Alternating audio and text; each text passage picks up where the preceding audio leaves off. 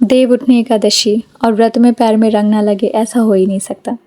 चौक बनाने के लिए हमें पूरे घर की सफाई करनी पड़ेगी और फिर चौक बनाएंगे। चौक कई घरों में अलग अलग डिज़ाइन में बनती है, लेकिन भगवान जी का पैर वो तो मेन है। और हम चौक बनाने के बाद पूरे घर में वो लाइन खींच के ले जाते हैं, किचन तक, कमरे तक, बाथरूम तक, बालकनी तक, मेन डोर तक, जिससे कि भगवान आराम से आ सके। लेकिन ये एकादशी मनाते क्यों हैं?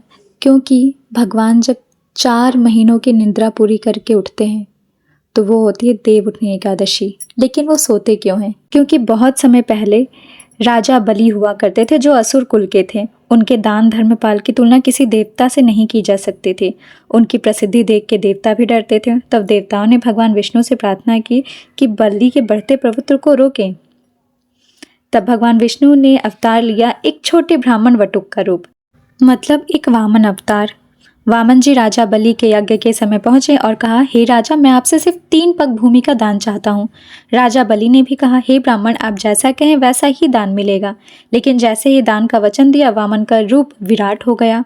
एक कदम से उन्होंने धरती नाप ली, दूसरे से स्वर्गलोक और तीसरे कदम के लिए पूछा, अब तीसरा कदम कहाँ रखूं राजा?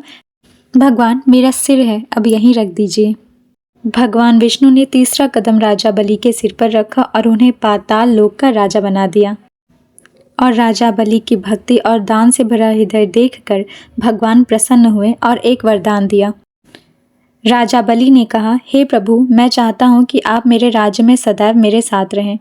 भगवान जी ने राजा का यह प्रेम देखकर स्वीकार किया और बोले, मैं प्रत्येक वर्ष आषाढ़ शुक्ल यानी कि देव शनि एकादशी से देव उठनी एकादशी तक तुम्हारे साथ पाताल लोक निवास करूंगा। इन 4 महीनों में मैं योग निद्रा में रहूंगा। जब भगवान विष्णु 4 महीनों की योग निद्रा से जगते हैं, उस दिन को देव उठनी एकादशी कहा जाता है। इस दिन से शुभ कार्य, शादियाँ, गृह प्रवेश, नई शुरुआत दोबारा शुरू हो जाते हैं। और हमारी कहानी यहीं समाप्त होती है। तो देव उठनी एकादशी की जय हो, भगवान विष्णु की जय हो। हमारे यहाँ एक कहावत बोला जाता था, दसही दशहरा बिसे दिवाली, 10 दिन बाद इच्छा के बारी। गुड मॉर्निंग जी, सुबह के बज गए 4 और हमें दलितर को भगाना है, तो हम कहते हैं दलितर जाए ईश्वर आए।